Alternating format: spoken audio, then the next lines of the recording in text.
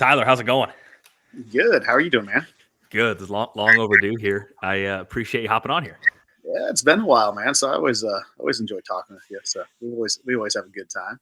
Yeah, absolutely. I'm gonna start this with the hard hitting here. Ooh, all There's a right. perception that when we've had other guests that started buying ground in the 90s or early 2000s, and hmm in my generation specifically, so guys in their late 20s, early 30s, hmm they look at it as those you can't do it again. You can't do it like so and so. You can't do it like so and so because it was so much easier then.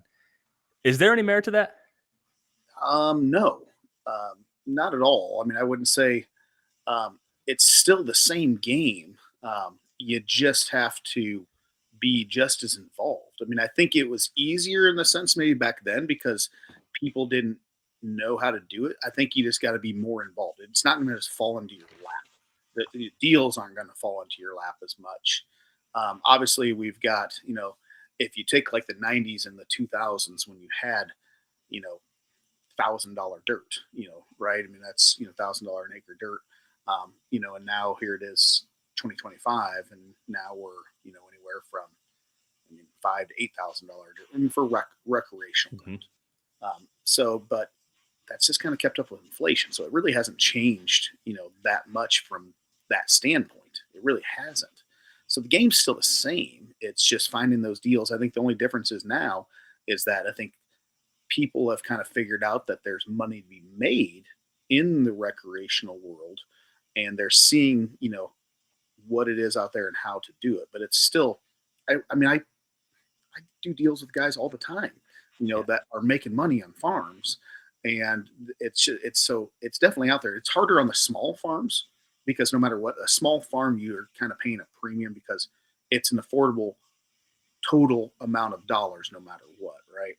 So, but when you're talking about, if you can get into the bigger farms, get a little bit cheaper, then you got more acres to make more dollars on, the backside. And so I think now maybe if I'm kind of looking at that game, maybe, on that side, maybe you're looking at a partner and saying, hey, I'm looking at this and structure that well if you do, but I'm looking at this as a way just to get into it and buy bigger and better, to have more of a investment advantage, from Mhm. that standpoint. Because I do think, I think if you get small, you're unless you find a real good deal out there, or you're able to, really improve that property, improve the value. It is harder to find smaller pieces of property, and get those for a cheaper price or a good price, just because they're generally premium prices kind of across the board for those smaller quality pieces, Yeah. that way. I'm seeing small parcels as hot as ever right now, personally. I mean, as hot as ever. Yeah. And I think that's probably where guys are just getting started. They look at those smaller parcels, just like I have, and it's like, man, those prices just keep going up so high. But I can also say that, and I'll be curious to your perspective. Some of these really, like, let's say the $1 million, the magic number. Like those farms, I feel right now are a lot harder to sell than what they were 2 years ago. Have you seen something similar? And we're in different states here. You're in Iowa. I'm in Illinois.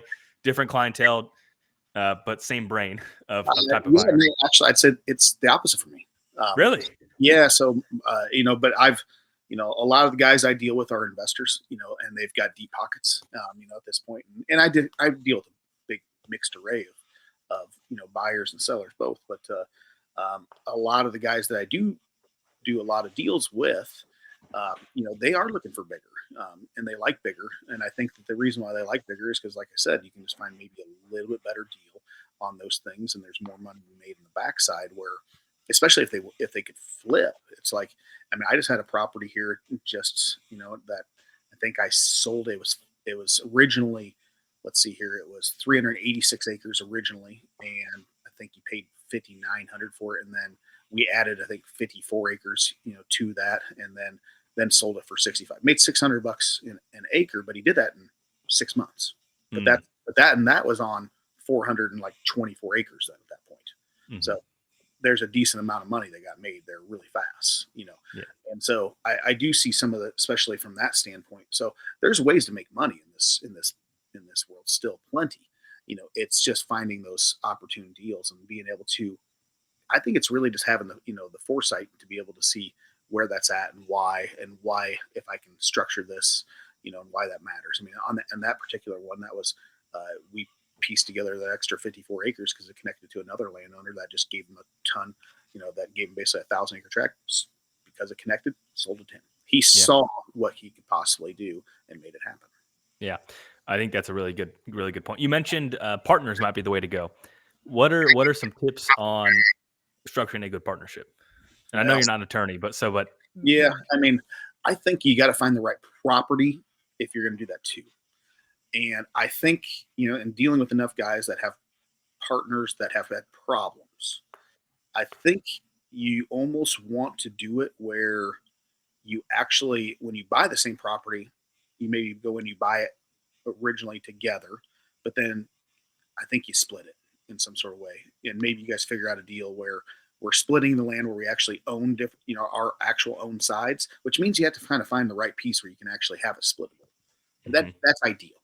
This is the most ideal situation I think I'm seeing right, right now, because I've dealt with enough guys in this end that say, hey, if I had my choice to go back, I would just split the ground. If I bought 300 acres, we'd do 150 each, and we'd split it, on that side, or dollar, or if it had to be 160 and a 140 or something like that, then we'd split that cost, between us. But then we give ourselves hunting rights to the entire thing.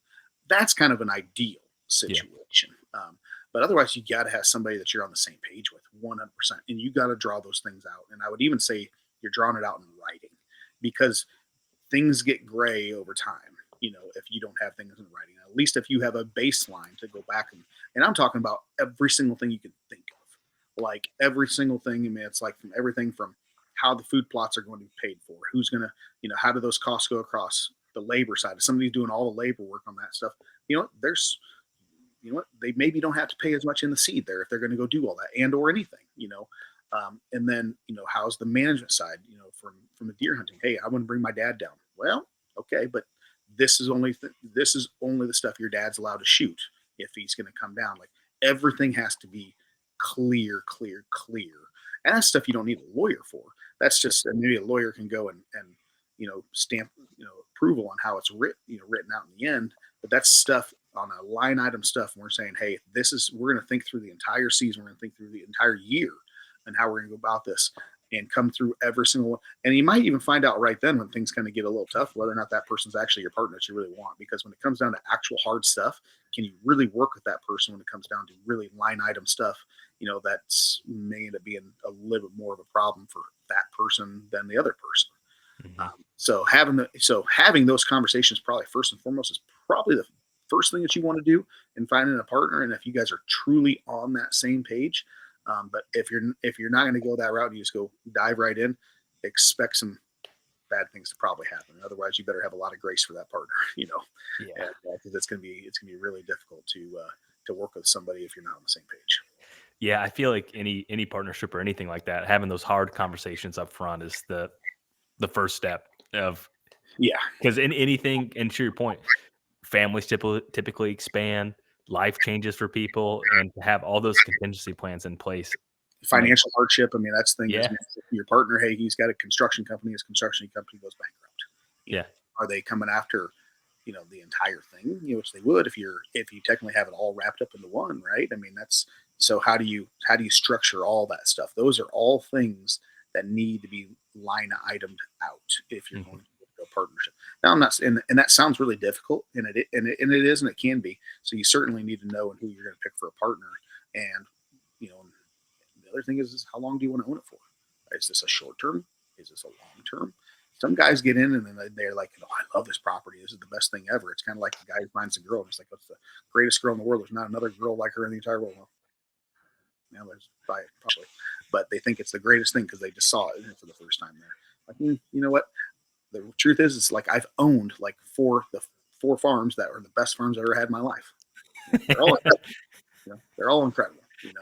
I mean, so yeah. So you have to really know, kind of, who your partner is, where they're at in the market, because a lot of guys, especially sometimes first time buyers and that haven't really done this as much, they do get attached to that property. But if it's something that you're looking to flip, you better just come in and hey, you're not married to this thing. If somebody yeah, comes to their money, bye bye.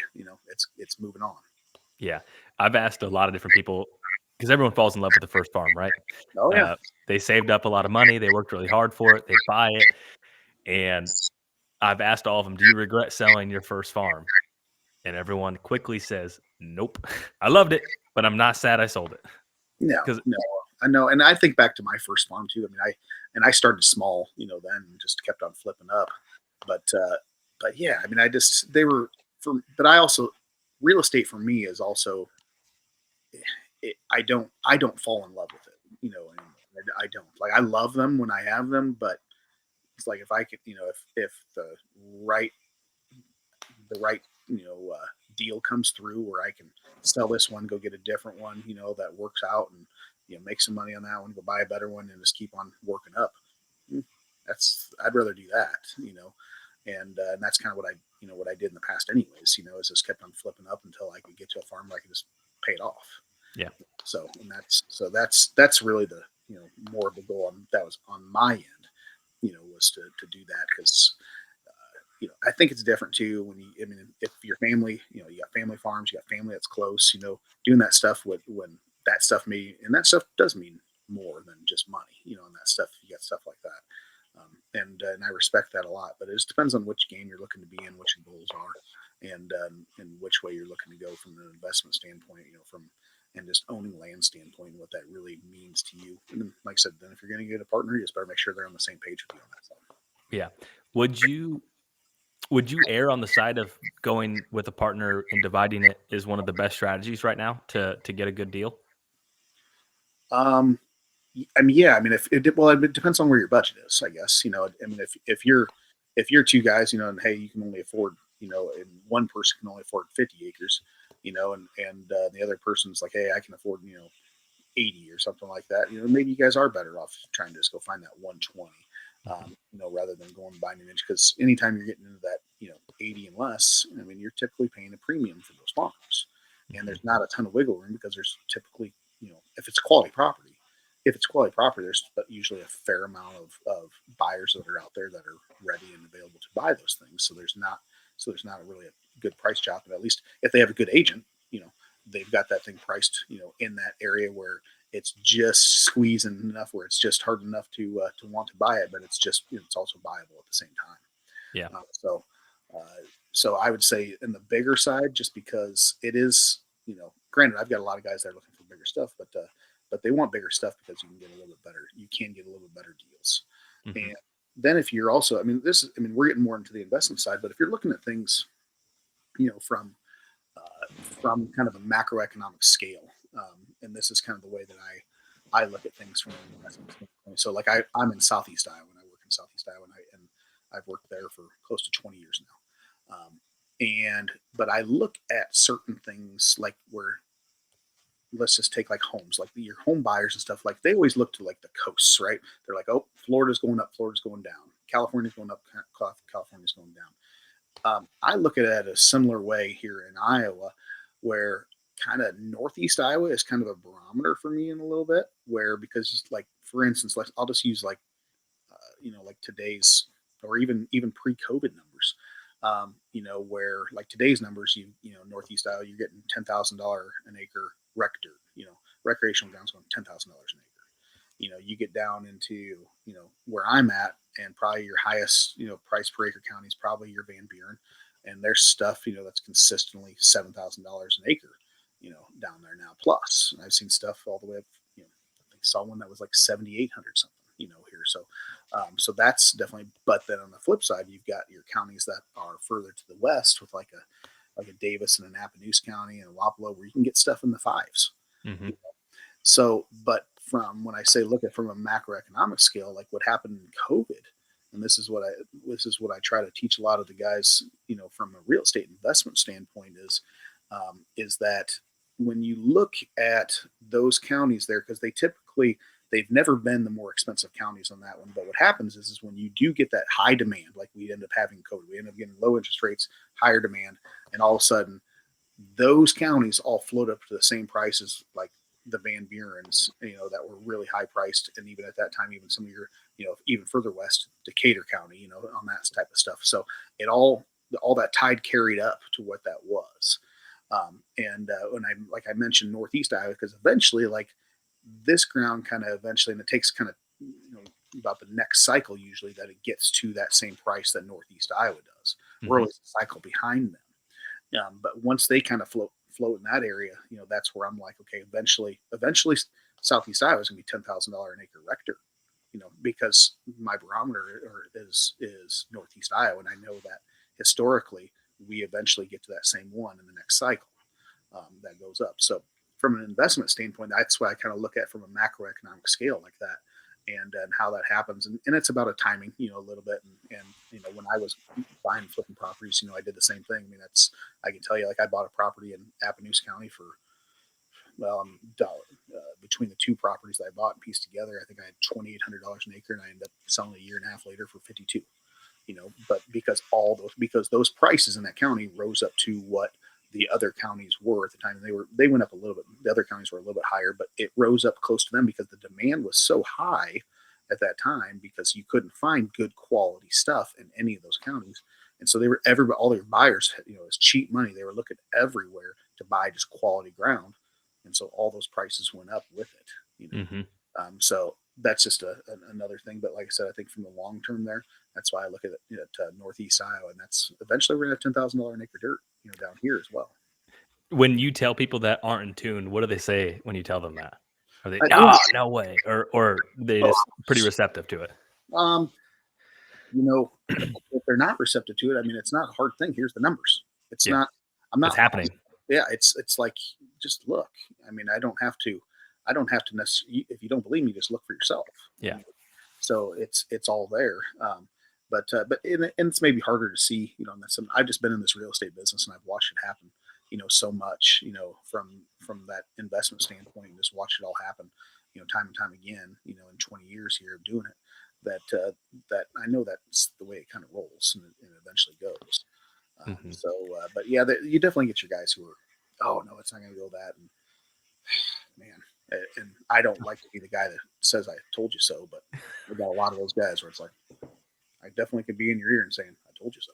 Yeah, yeah, time marches on. Have you ever I do this every now and then where the average rec price for an area, and I just throw it in a compound interest calculator and just throw in 4%, 5%, 6%, and throw on 30 years, and it's scary what you see what if that trend stays true and continues to compound, obviously, the more it compounds, the more aggressive that model gets, Yeah. but it's crazy. I mean, of how quick that could compound if that model stayed true, obviously, if that doesn't account for any dips or any, more aggressive but if you average it out, it's pretty crazy.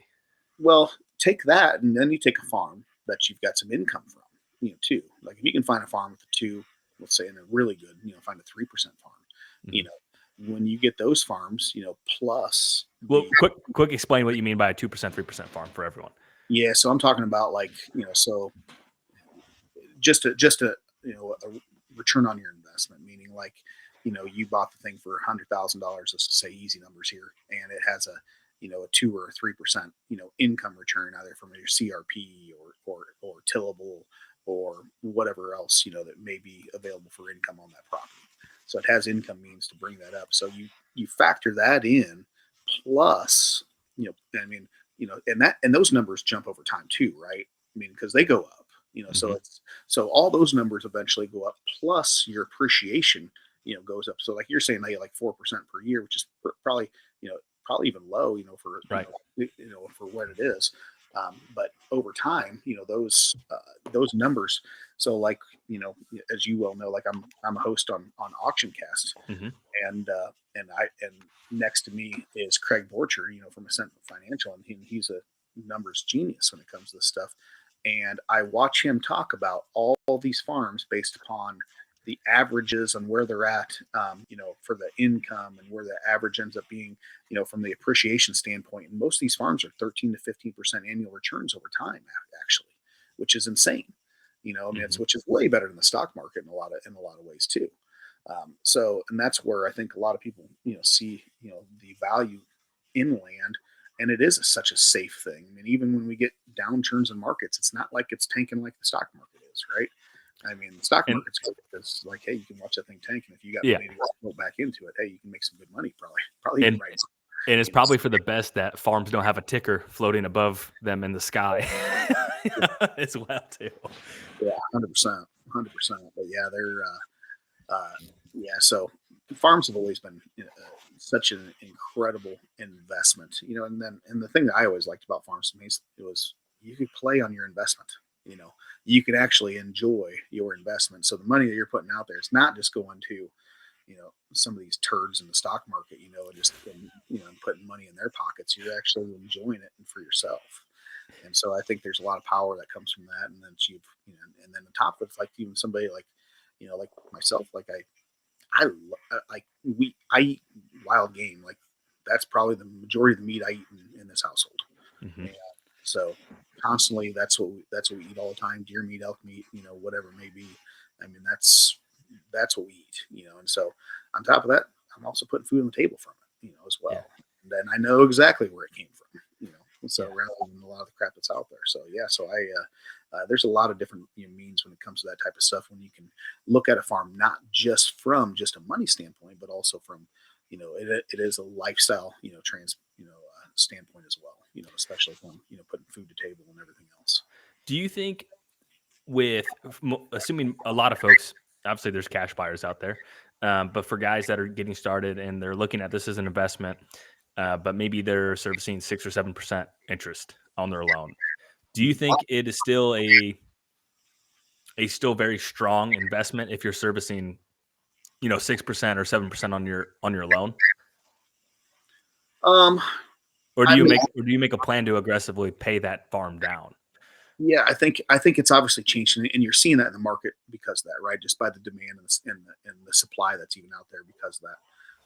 So it does make a difference. Obviously, when people are putting pen to paper, they're seeing that hey, this is it's quite a bit. I think, and it's pure speculation, on our parts, but the general consensus is that most people believe that interest rates will eventually come down here, and so I think a lot of people are also thinking because here's the thing: on the flip side of this, okay, so you go in, you're getting 6%, 7% interest rate. Well, what happens, on that same money where if interest rates go down and then those prices start to tick back up again, and then you're paying more for that same amount of ground that was probably maybe even a lot more than the interest that you paid. Yeah. So there's that variance in that as well. And you could refinance. Yeah, I mean, and so then at that point you're just refining, when it does, but you own the ground and you got it cheaper, Yeah.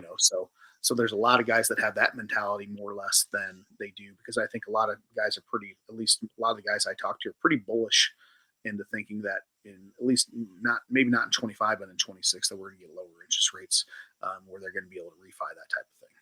I saw on Twitter, I think it was last night or this morning, that the consumer inflation rate was at 1.6%, which was their goal to get it below 3, and obviously we're below that. So, Yeah.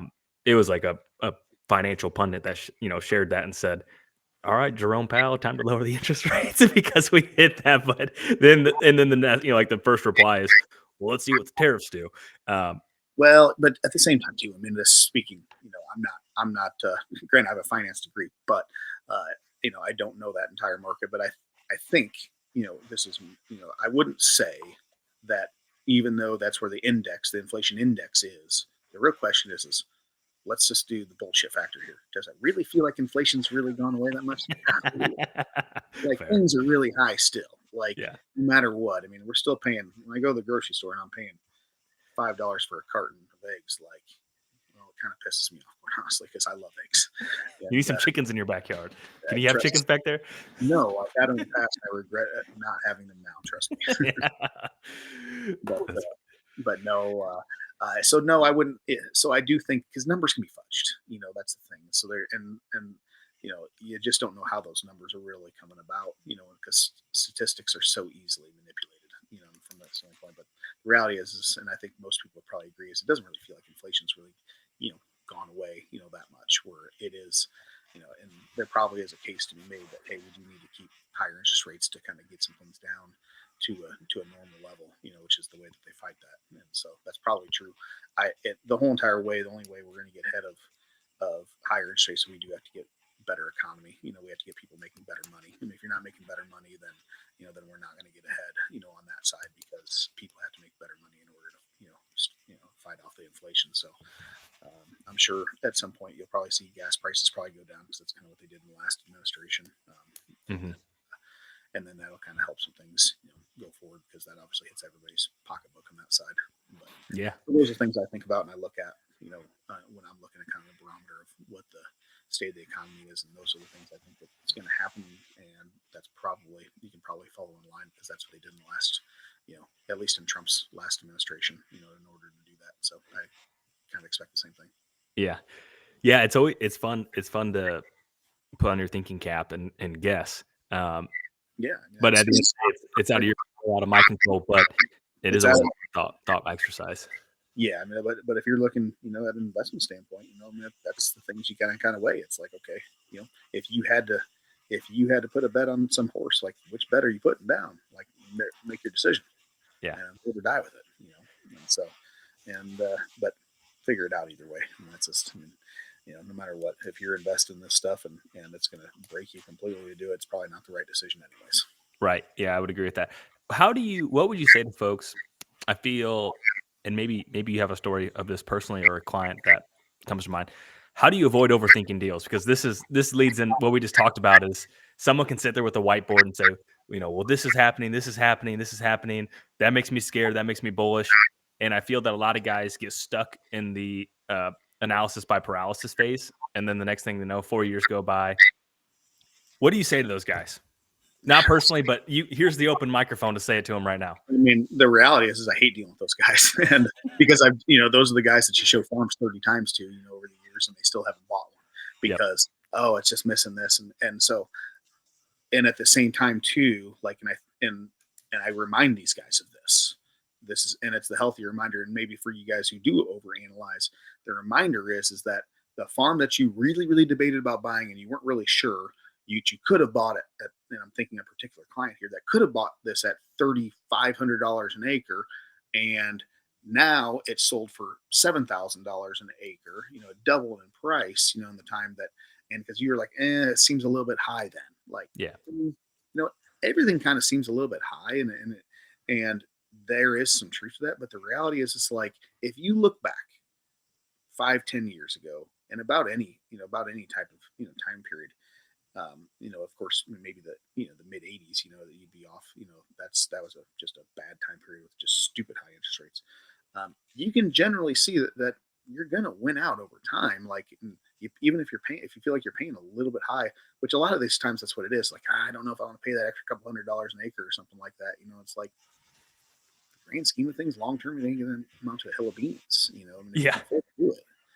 Because the end game is the win in the end, and it's just like I said, it's like, I mean, I do think that eventually, Southeast Iowa dirt is going to be $10,000 an acre, just like Northeast Iowa. I mean, there's going to be variances all across, but it's going to get there, and it's like, and if I've just watched it happen, too many times. So, if you have a long-term mindset, and then, that's, you just buy it.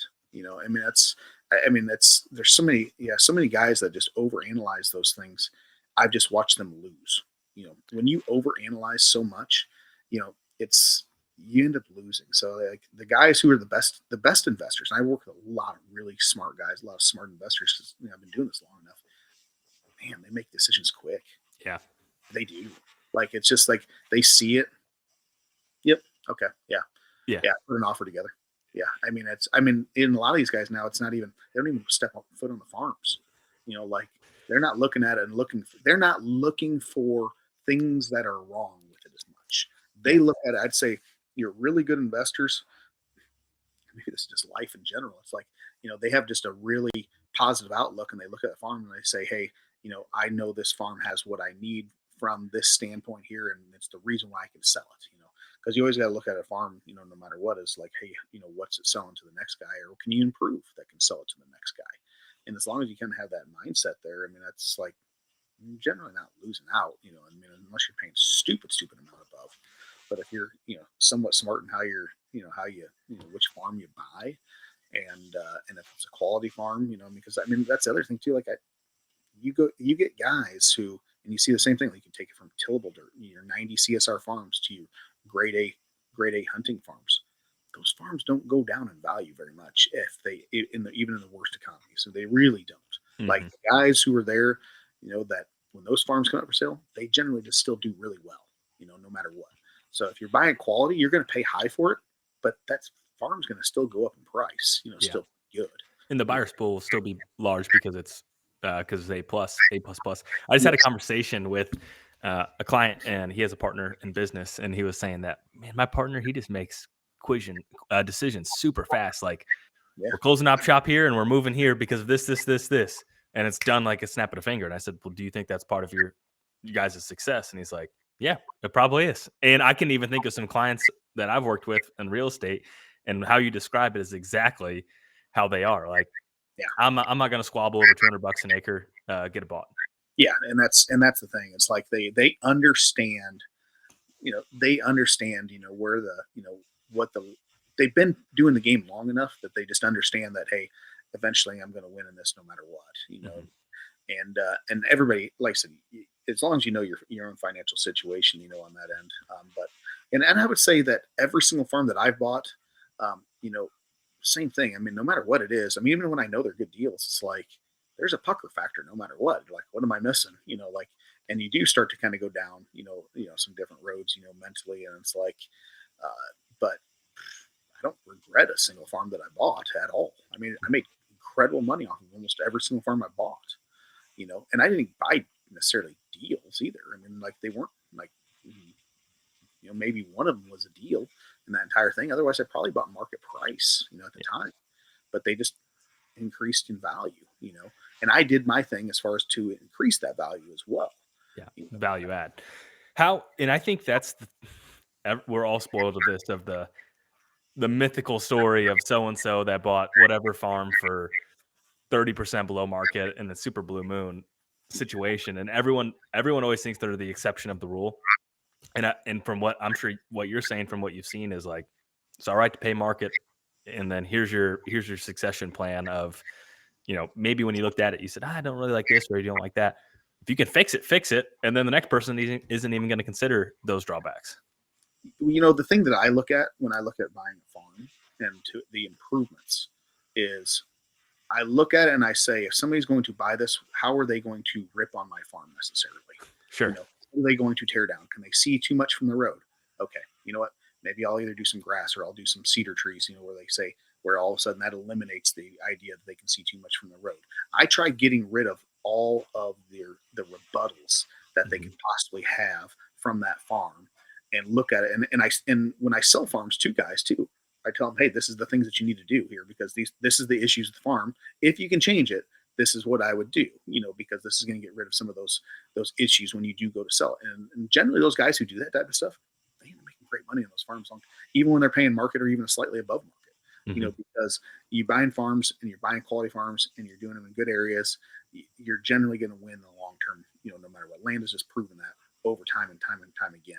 Just historically, if you look at the numbers. So, but yeah, I mean, I think if you overanalyze a farm, from where it's got there's maybe a farm where it's got so much work that, hey, it doesn't work out. I mean, depending upon what you need, what you can really do and what you're, but I know guys that buy farms. They got construction companies, so they've got big equipment, and they can come. They look at a farm. Those guys really do well on a lot of farms. A lot of those construction guys do great because they got the big equipment to go in. Like, you know what? I can see right here. I mean, I can put a trail right down. I can put a culvert right here.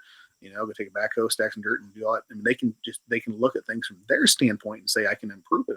But there's so much things you can do to land to improve those things. And maybe they go put a pond or whatever, the same equipment. I mean, there's so many, so those guys really know how to look at a farm and do well. And, from that standpoint, so there's just so many different factors, and it does take a little bit of vision, and I guess, and for the guys, that I work with that don't have the vision, not quite honestly, they just ask me and I mean, You tell them, yeah, say, that's hey, part of man, your job. Yeah. part of my job, it's like, because I look at everybody as, and in general, I'd say probably the majority of my clients almost always sell right back. If they're going to sell the farm, they generally call me up, call me back up. And I think that's for a reason because, and I've generally been or I'm always, straightforward with them, on what they're buying. And I don't really, you know, go and pump a farm up or anything like that. I'll tell them the great things. I'll tell them the bad things, and I Yeah. don't really BS around that. I mean, but I tell them the bad things because I tell them, hey, I want you to fix these things if you're going to buy this, and if you do this, when you do go to sell it someday, I'm going to make you a lot of money, Yeah. and like I said, those guys who do that, generally do. What are the pitfalls to avoid when buying a farm where it's maybe you can think of an example or two, but the unfixable or the whatever attribute that's just like, probably probably avoid it. And everyone has different goals too. That's the biggest thing. But I just want to hear if there's a story or an example or two that sticks out. It depends. There's so many different variables when it comes to that. I mean, it depends on what their goals are, where they're at. I mean, if you've got, I mean, for instance, like I just had a client, and this guy, he's a big client of mine, and you know, and I know he trusts me enough that he literally would have paid $3.5 million for this farm if I said you need to buy it. But I said you can't buy it, for this. Like, there's certain elements of things like in him, he's a short term guy. I mean, that's usually 1 to 3 years that that he moves on from the farm. I'm like, I don't see you getting that money back out here, at that time. So it depends on what your goal is. If your goal is just to make money, then you really have to look at it, from a money standpoint, but in overall, not just what you're buying, but how can I maybe improve some income? What's the timber value like? What's, it does, if I go and put tile into this tillable farm, how much more is that going to improve this, the output, from a farming standpoint, there's so many different variables when it comes to the income because farms can really be manipulated from an income standpoint in a lot of different ways too. So from that standpoint, you really have to look at it as what are the options and opportunities from an income standpoint. Because some of the best investors I do have, they've been fortunate enough that they do get a lot of ground, and then they get some really good renters that are coming and paying them high dollars on their rent because they've got so much ground. So they're able to negotiate bigger rents because of that too. And mind you, a lot of these guys I'm even talking about started off with small farms like the rest of us. They did build up, and they did it intelligently. But yeah, so from an investment standpoint, you're looking at from that.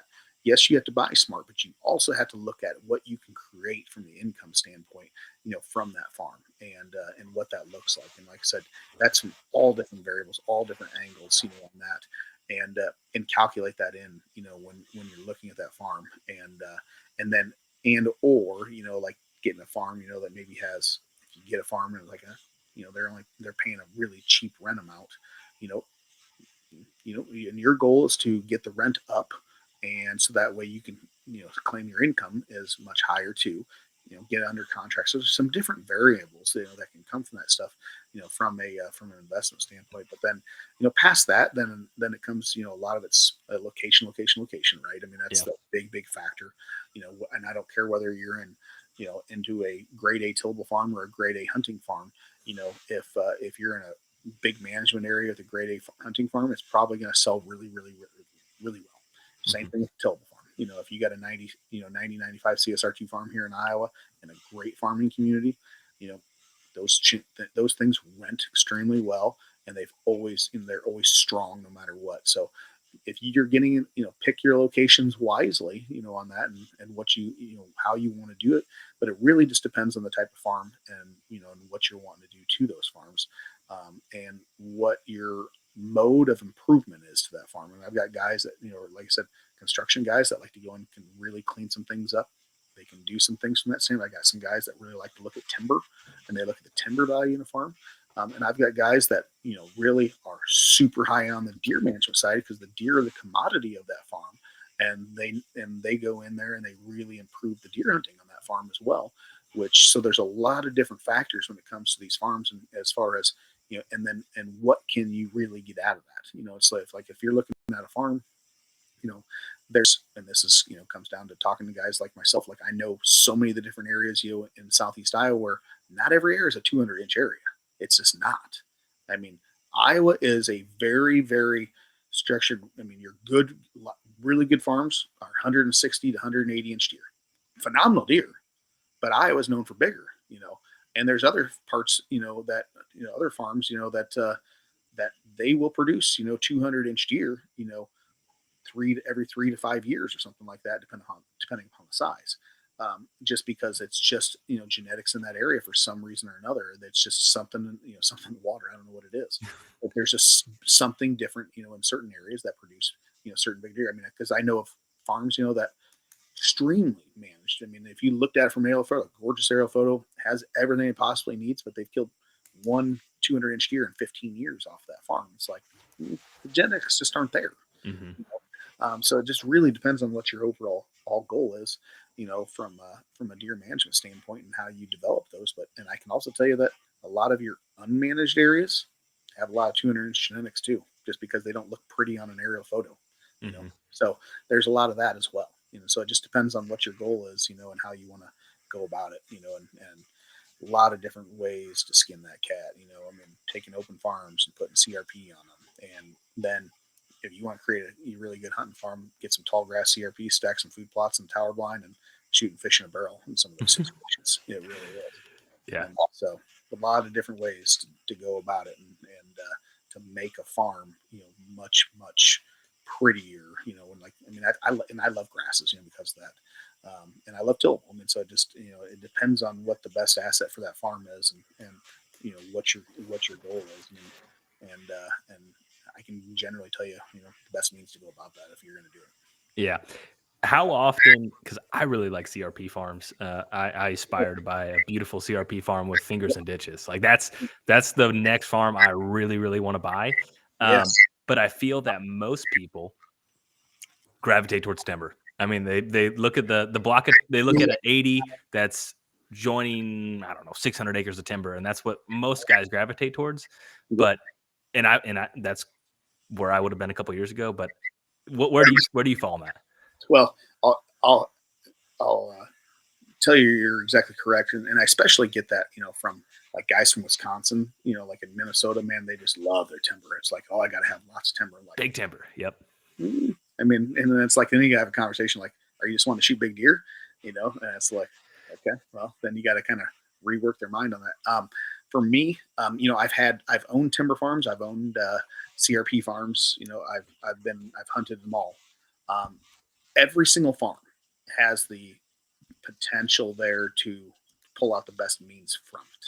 I don't have necessarily a thing where I'd say that, that X farm is worse than that. I personally like the CRP farms, probably more from a bow hunting standpoint, because the only thing that I have against timber is that it's hard to get in and out of from a bow hunting standpoint from walking in and out. But if you've got a CRP farm and you've got your 20 30 acres of just thick nasty timber and everything else, bunch of CRP and draws coming out of, like, the does are bedding right in that spot for sure.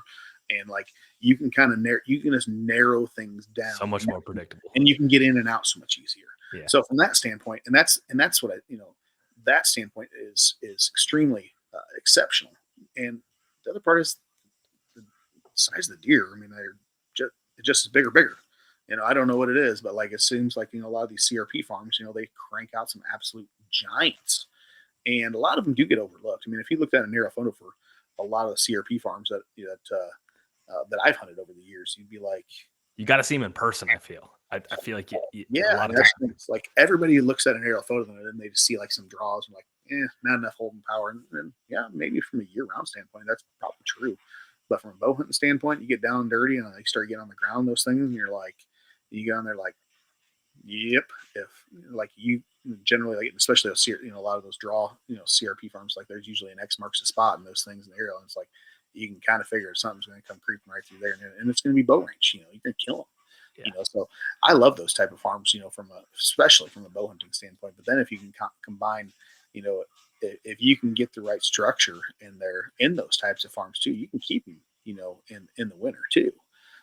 You just have to. It's a lot more habitat work, but they can be unbelievable in the late season just as well. So no, I'm a huge fan of both. I mean, like I said, I've owned both.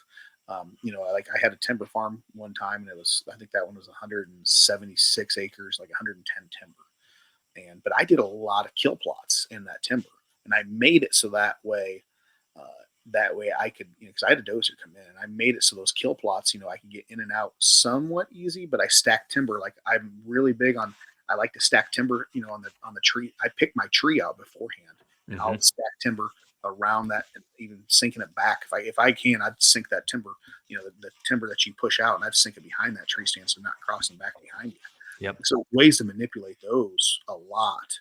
And I've got friends and clients that own those types of farms too, with a bunch of little kill plots and timbers, and they kill giants every single year. So there's still big deer in each one of them.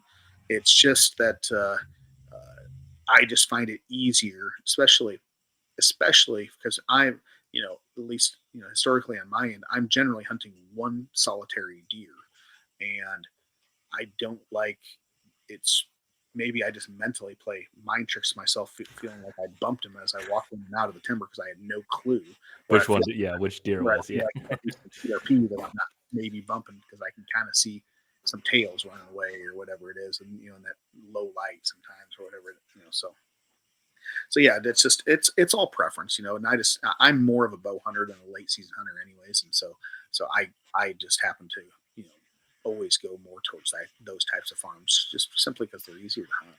Yeah. Yeah, I think I concur with that 100%.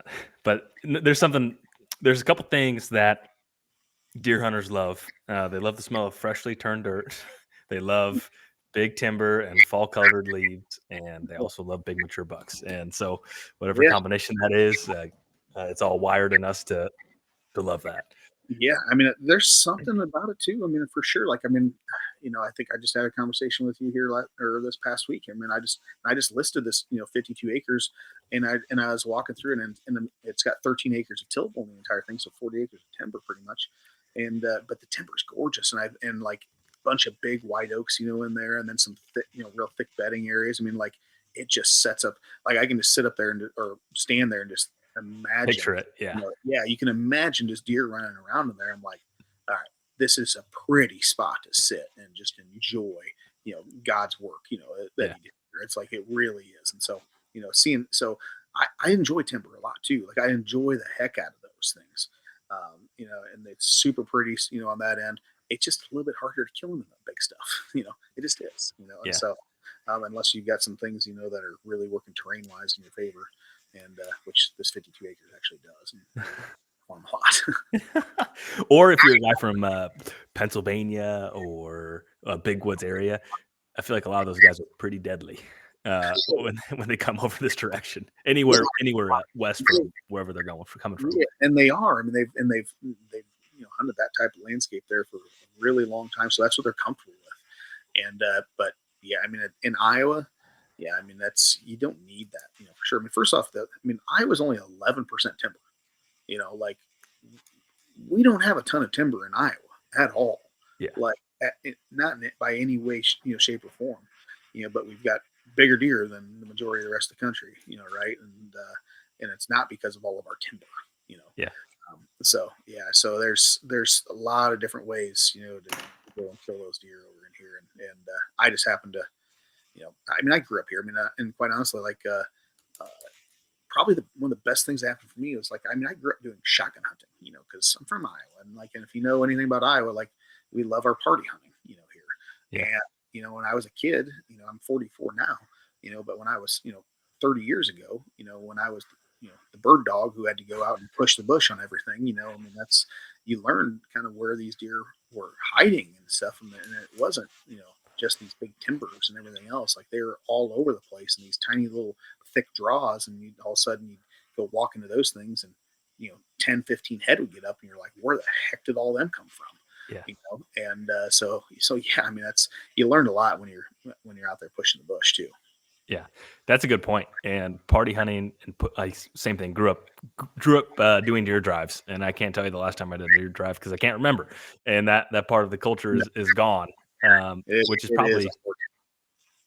probably Well, maybe for the best, or maybe for the worst in some ways. But yeah, it is what it maybe is. maybe it's nostalgic for me, even but I do miss some of those days, and maybe I miss those days because it was a lot of fun, 30 years ago when you could look at all the land out around there and be like, yep, I can go walk all of that, That's true.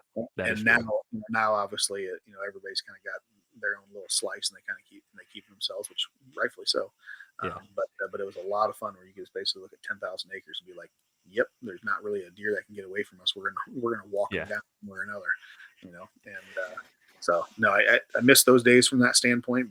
And quite honestly, I don't necessarily mind shooting at running deer. I mean, let's just say, I mean, it was different, but man, I'm not good enough shot. I'm not even. Yeah. I used to slaughter the crap out of it. We'd get a crap ton of doe tags, and I just like to just, quite honestly, I just like to kill them. And there were so many of them there, and put it on their nose as they're running, and poof, just watching roll. Yeah. We got Sometimes, do you ever feel like you're in a straight jacket whitetail hunting? And there might be a couple different ways that you can look into that, but meaning if you're hunting 40 acres or 50 acres or 60 acres, that seems like a lot, depending on where you're coming from and what you've hunted as far as farm size. But yeah, I find myself just like, the grass is always greener on the other side. That's not necessarily the case, but it just feels like you're in a four room wall with no windows a lot of times when you're not in the game. 100%, especially when you're not seeing stuff, right? I mean, Yeah. it's like, well, there's got to be something, so they got to be over there doing something, then. Yeah, I mean, the whitetail world's just funny that way, where you just don't know. I mean, because we've all had those mornings where it's like, oh, high barometer morning. They're like, I'm gonna go in there. There's gonna be deer all over the place, and you don't see a damn thing, and you're like, what happened? Like, Yeah. where are the deer? Who turned the light switch off? It's like, well, you don't know if a coyote really went running through A there. million different things. Like, Yeah. literally a bunch of different factors, and that's why it's hunting, and that's why I love that element. I hope technology does not get us too far, which unfortunately it is, where we lose that hunting aspect, because it sucks when you do go out there and it's like that, but that's part of the game, man. It's so part of the game, and then you better strategize and just start figuring out the next move. I mean, that's all Yeah. you're doing. Yeah. I have a recurve bow above my door here, and I Mm. look at it every day, and I was like, man, I'd really love to shoot a mature Pope and Young whitetail with the recurve, but I haven't done the practice. So like I have it here. I've had it for a couple of years now, and I haven't shot enough to become proficient, but I feel like that would be a lot of fun and a really good challenge. And I have to imagine I feel like you would get the same reward of like shooting your first big buck with a compound bow or shooting your first big buck with a gun. And I want to chase that high, to tell you the truth. Like I want to know what that feels like again. Yeah, I mean, there's something to that. I mean, that's the thing. Is like, and to that point, I mean, I think as hunters, you got to go out there and you have to do what it is for yourself. It really doesn't mean. I mean, like I'm to the point where I just don't give a crap about what everybody else thinks on that end anymore. I mean, I just don't care at all anymore. I mean, I've done my thing, and I've done it the way that I've wanted to do it. And the recurve thing hasn't necessarily intrigued me as much. It just hasn't been. But Uh, yeah, 100%. I mean, right now that feeling for me now was honestly, I took my daughter, out hunting here this past winter, and she's 8 years old, and she shot her first buck, with a crossbow.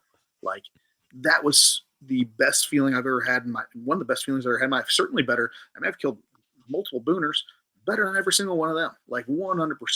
I mean, yeah. so, and honestly, for me now, it's like, now I just want to take her and just let her just keep on just being so. I mean, she killed a 3 pointer.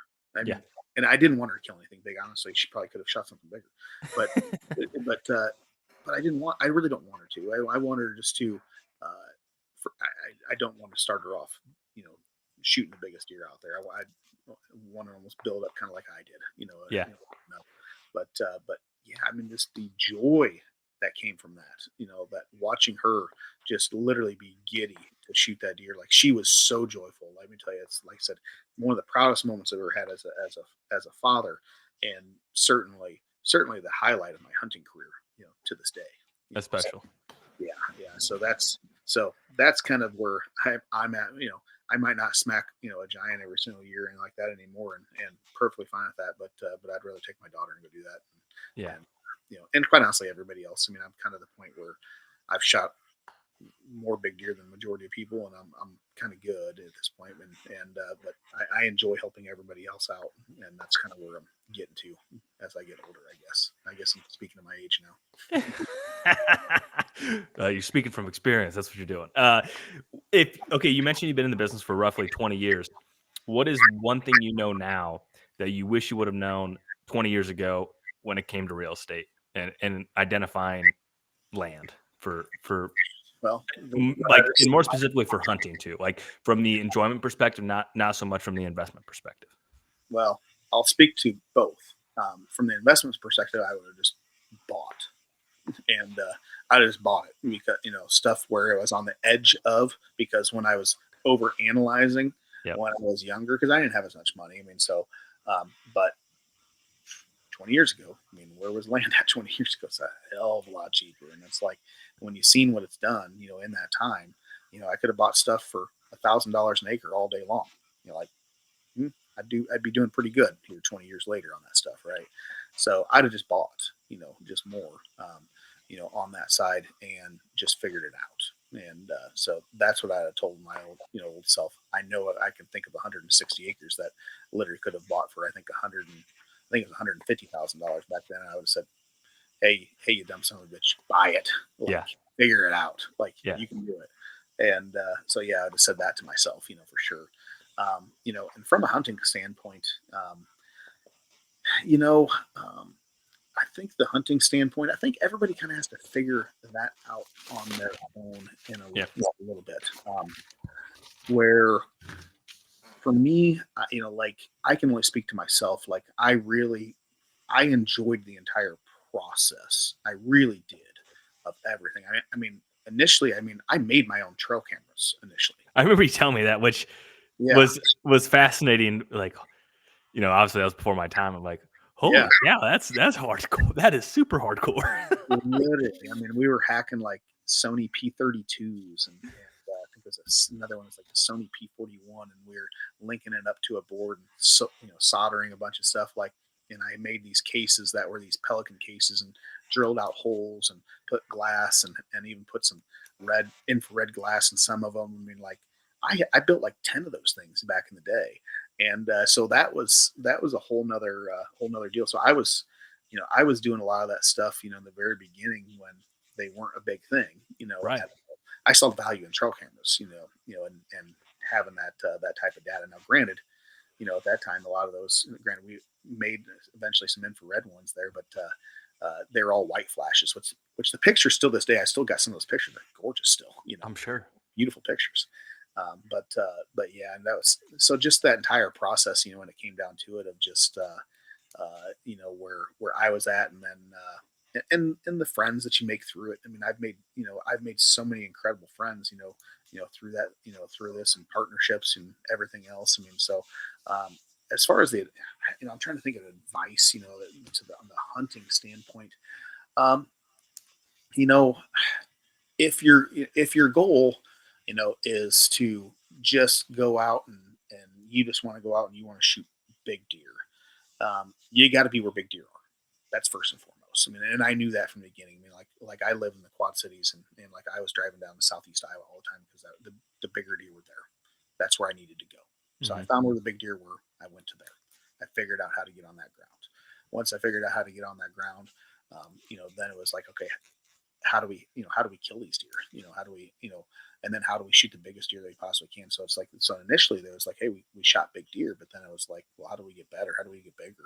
On that standpoint, because there wasn't a ton of, I mean, there was managing and stuff going on, but it wasn't like it was just kind of coming to, Different era. yeah, Beginning, yeah, the it was just beginning of kinda that coming wave. to, and so, and I'm not gonna say that we were pioneers because we certainly weren't. There's a lot of guys that were doing that stuff before us, but I thoroughly enjoyed the management standpoint, on how to get bigger deer altogether, and quickly figured out, hey, we need to get, on these farms here, we need to get some age, on these deer, and then if we can get some age on these deer, how can we keep the better genetic deer on our farms, and so we started, looking at it from that standpoint, and so it was just a lot of growth, growth that happened, on all that stuff.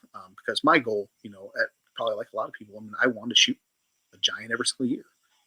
I just did, and that was what my goal was, and do it consistently every single year, and just for myself. I mean, I didn't, and generally, I'd shoot one big one every single year, for the most part, and and I was satisfied. Then I just kind of go do my own thing, go work or go do other stuff. I got a bunch of other hobbies that I like to do as well, but the hunting was always my priority. But yeah, I mean, it's the management standpoint. I thoroughly enjoyed that because what it came down, for me when and I've talked to you about this before. I was really big on getting rid of management bucks, and what that looked like. I know some guys are just like, oh, that deer could have turned in. You don't know what that deer's going to turn into. Like, I don't. I don't know exactly. But you know what? I'm probably 90 to 95% positive. I've looked.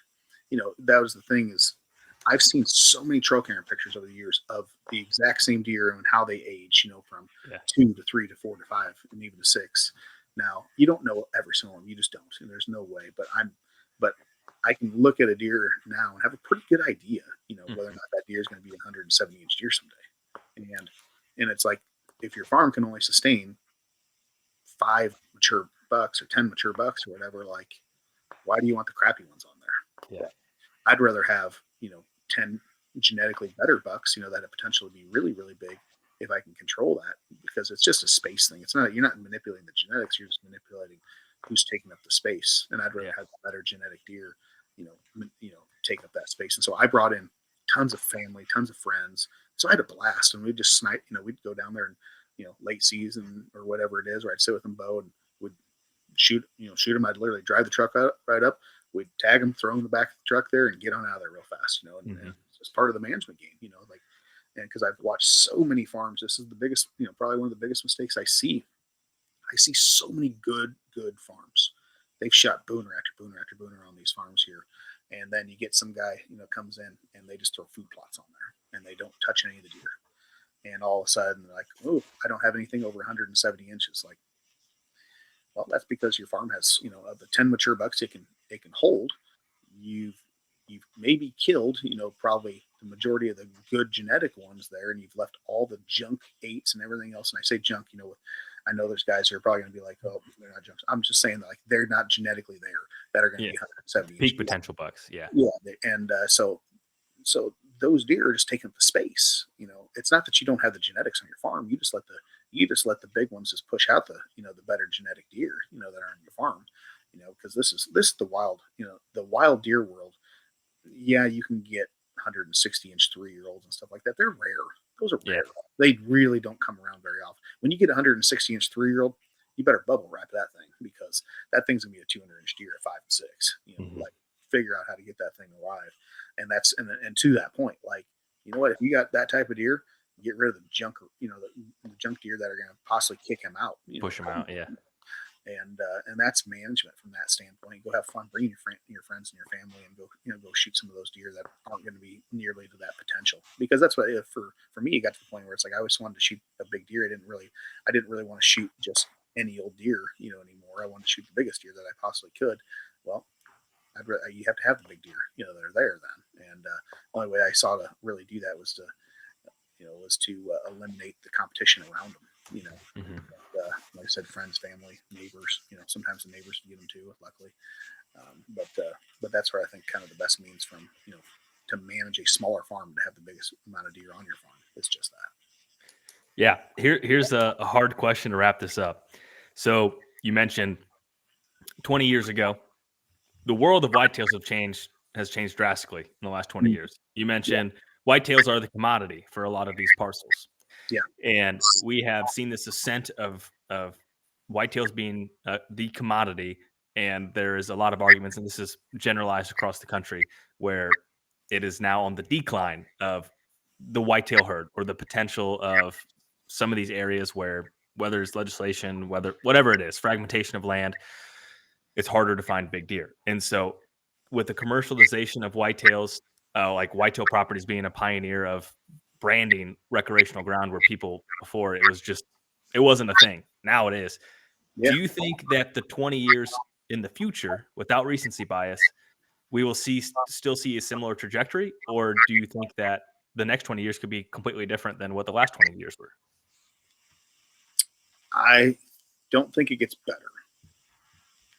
And I'm tying that into the investment side of things too, like to avoid recency bias. I think the investment side is always, people always want land. no matter what. Even though the commodity and because that even okay, so even in Minnesota or Wisconsin, like those farms are still super high, still high priced. They don't Yeah. have as big a deer as us, but they're still high priced because people still love to hunt and go out there for that potential opportunity. I think your potential opportunities in the future are going to be less at the giant big deer. I Hmm. think with technology, I mean, it depends on legislation, here. I mean, but like, you know, take the state of Illinois, for instance. I know. I know. You can I'm here.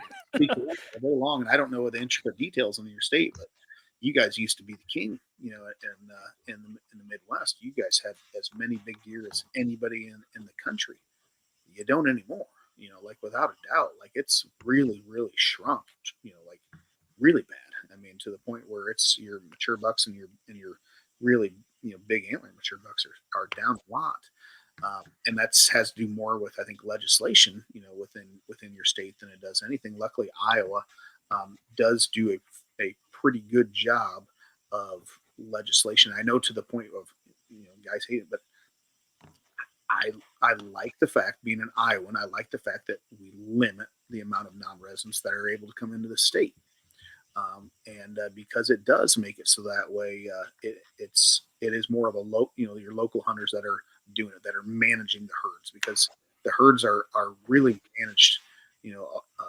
And I know there's exceptions. Always the guys who are out there listening to this, they're like I can manage the herd, like you just got to give me an opportunity. Like it's probably true, but that's not everybody. I know 10 clients to 10 to 1, of my clients, that are out there that come from out of state that aren't going to manage the herd. They're going to come out there, they're going to shoot one big buck, and they're going to, go home. Yeah. I mean, that's just kind of the way that it is. But I do think from a management standpoint that Iowa's done a much better job of being able to keep more mature bucks, which you can look at Illinois, Missouri, Minnesota, every single state around us, and we definitely have more mature bucks than they do without a doubt. But then you put in, right now, across a lot of these states, obviously, EHD has been a giant factor that I think is getting more prevalent for some reason or another. I noticed it in southern Iowa that it definitely got more prevalent here in the last 2 years. I mean, even my farm, like the farm I hunt, I haven't had a deer over 4 years old the last 2 years. You Because know, of EHD. each just wiped it out. Yeah. And It's now crazy. what I do know about EHD, your best genetics come from a growing population. And I know so many big deer managers that are out there that will attest to this, that in 3 to 5 years, and so long as we don't get hit with another giant strain of EHD, you're going to see some mega giants come out of Iowa. You will see some mega giants here in 3 to 5 years come out of Iowa. Mark my words, they will. And so there's always this cycle that ends up happening on that end.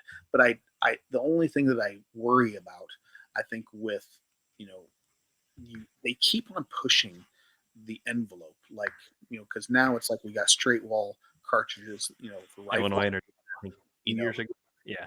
and like okay, sure, it's like, but is this like the gateway drug, here, where are we going to be going to rifles next? Like Yeah. full on rifles, because and then right now, like, I mean, and they do in all the states, but I don't necessarily agree with it. Like, we got smokeless muzzleloaders here. I mean, 500-yard muzzleloaders. Like, Yeah. these are rifles.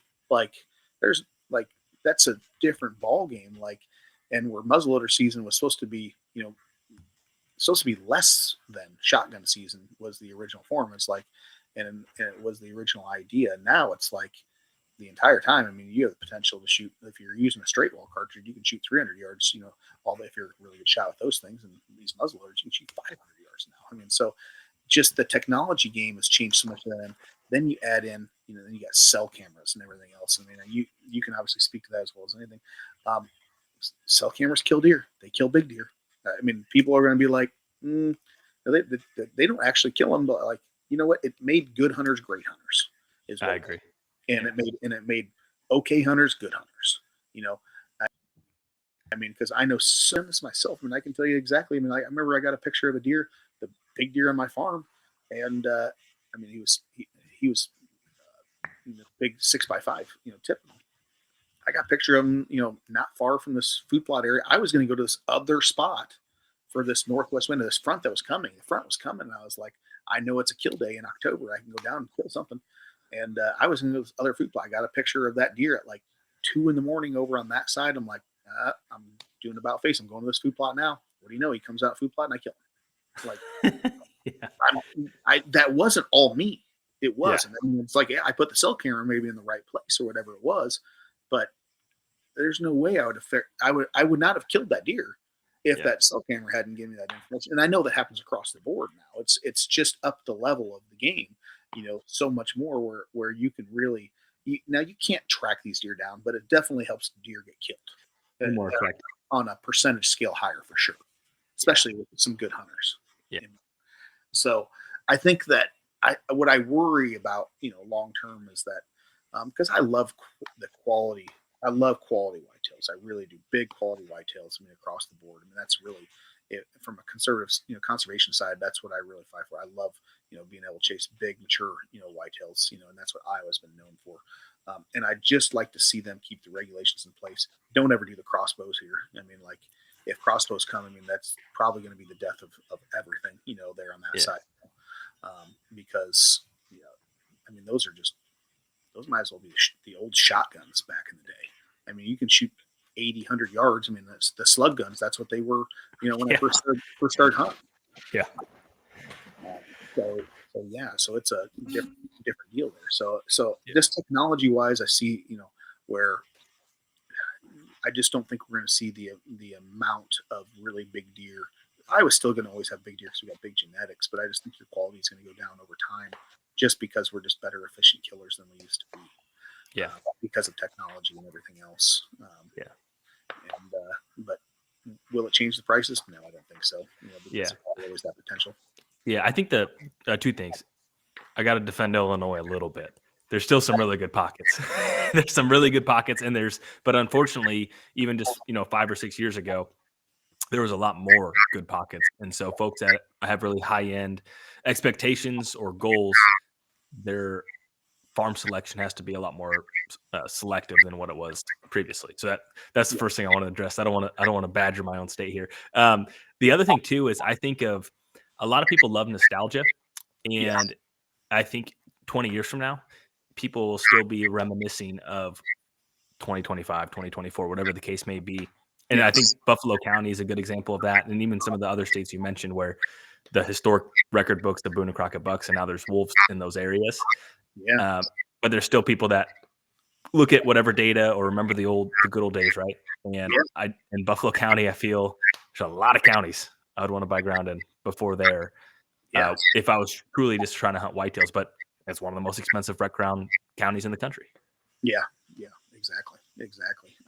No, so everything changes, and you definitely got to change with it. I mean, you do. If you stay in one place, you're going to get shot down. It's just kind of what it is in some sort. You got to be mobile and everything, But yeah, things are changing, but I think no matter what, that just like you said, there's always going to be pockets of good areas across the whole country.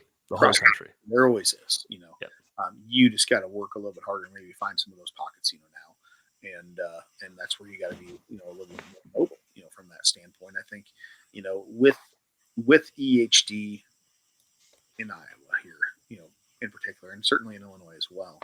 I think that you got to take, if you're really looking to, if your goal is to shoot big deer and consistently every single year across the seasons, you have to have multiple farms that you have access to, and not in the same area, because you may end up getting, it's like if your whole entire thing is I need to kill a mature deer every year, your goal is that you better have multiple different farms in multiple different areas, because one farm might get riddled with EHD and you have no mature bucks in that farm. Yeah. Which it happened to me. I just don't have, quite honestly, I just don't have the motivation to go out and find a bunch of other farms right now. I mean, it's just not. I'd rather just wait, for some really good genetics that are going to come from this here in the future. But yeah, I mean, so with EHD, being so prevalent now, you've got to have multiple different farms, that you got to have access to, in order to get around that. And I think, getting into some of those areas that aren't quote unquote managed as much, I think you'll find that sometimes those are even better sometimes than a lot of your managed areas as well, because they just there's I know so many random giants that's come from those areas. You I feel a lot of times now whitetail hunting is having a contrarian mindset. As counterintuitive as that sounds, but, Yes, like, you almost have to think backwards, and sometimes I think you might have better luck.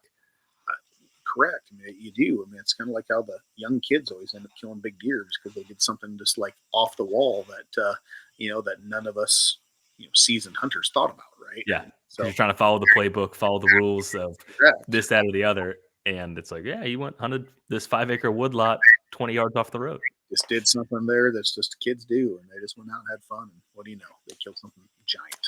There's something to be said about that for sure, but, Yeah. well, no, I really appreciate your time here, Tyler. It's always a pleasure to catch up and talk, and, if you have any of those old cameras laying around, I would just love to see one of those and nerd out a little bit. If you Yeah. they're probably long gone or in a tote somewhere.